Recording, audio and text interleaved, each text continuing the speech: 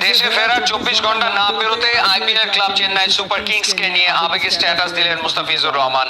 বিদায় বেলায় দলটির প্রাণ ভোমরা মহেন্দ্র সিং ধোনি জার্সি উপহার দিয়েছে ফিজকে।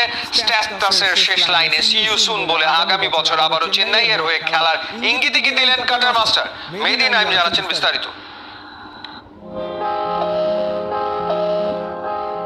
মানুষের চোখ মিছে কথা বলে না। মুস্তাফিজ ধোনির টলমলে চোখের ভাষা পড়তে কষ্ট হয় না।